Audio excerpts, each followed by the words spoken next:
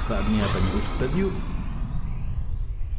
Bagaimana cara menghilangkan was-was setan terkait najis?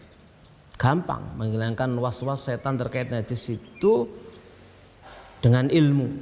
Ilmunya bagaimana? Ilmunya adalah setiap perkara, setiap benda atau setiap hal apapun yang di permukaan bumi ini hukumnya adalah suci. Ya, itu ilmunya. Adapun was-was syaitan itu menghukumi segala sesuatu hukum asalnya najis. Ya, ini kan keliru ya. Ini adalah satu kekeliruan. Ya, para pemirsa yang budiman rahimani wa rahimakumullahu taala.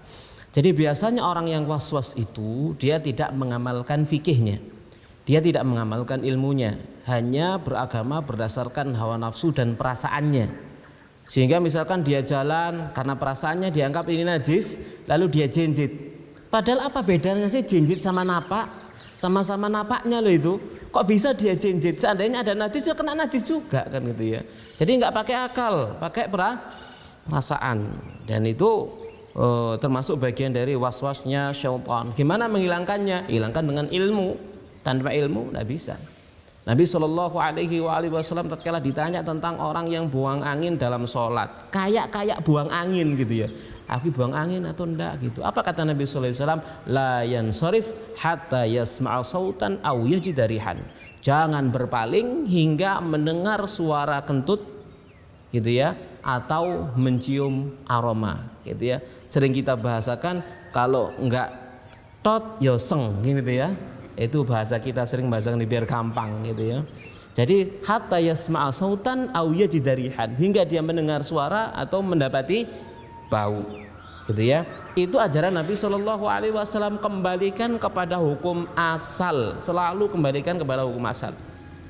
Setan di sana datang ya, tatkala seseorang itu dalam keadaan was-was itu setan, kamu ngentut dulu nih, kamu ngentut dulu nih, padahal tidak ngentut, sehingga orang-orang itu was-was dalam sholatnya, lalu dia nggak khusyuk ya. Demikian juga orang ini tatkala dia merasa najis gitu ya, setan datang kepada dia memberikan was-was, ini najis sebagainya. Maka kembalikan ke hukum asal, pakai ilmu. Hukum asal semuanya suci sampai datang dalil itu adalah ada najis.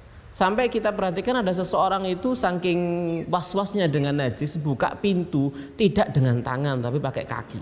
Gini gitu ya. Saking khawatirnya najis, padahal apa bedanya? Kamu buka dengan tanganmu, kamu buka dengan kakimu. Kalau najis ya tetap aja najis. Lalu apa dia membedakan antara kaki dengan tangan? Itu was-wasnya syaitan ya. Para pemirsa yang budiman rahimani wa rahimakumullahu taala. Karena seringkali setiap menyentuh benda selalu dibisiki bahwasanya ada najis. Ya, ini hilangkan itu ya.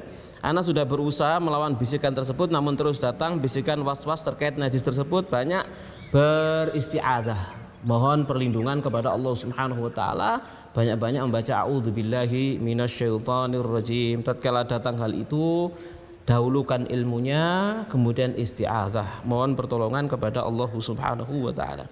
Saya pernah disampaikan oleh kakek saya rahimahullahu taala ya, Kiai Abdul Nasah di Tretes dulu saya belajar kepada beliau. Beliau menyebutkan kalau ada orang itu was-was wudhu nggak selesai di kamar mandi lama gitu ya, dia istinja itu lama gitu ya, apa caranya jaguken kata beliau, jaguken dia nang mari gitu ya. Itu ya, sebagaimana dikatakan oleh para salaf itu, orang yang was-was itu tidak akan merasa suci dia itu beristinja sekalipun dengan air laut, sekalipun dia ada di hadapan laut ya, kalau dia itu was-was tidak akan pernah merasa suci. Orang yang was-was dengan wudhunya, misalkan ini sah atau enggak, ini batal atau enggak, misalkan ya wudhu enggak selesai padahal dia nyemplung sungai, padahal dia nyemplung laut, enggak selesai. Kenapa? Karena syaitan ya. Maka yang dikalahkan siapanya? Setannya. Dengan apa? Banyak ta'awudz, minta perlindungan kepada Allah Subhanahu wa taala. Walhamdulillahirabbil alamin.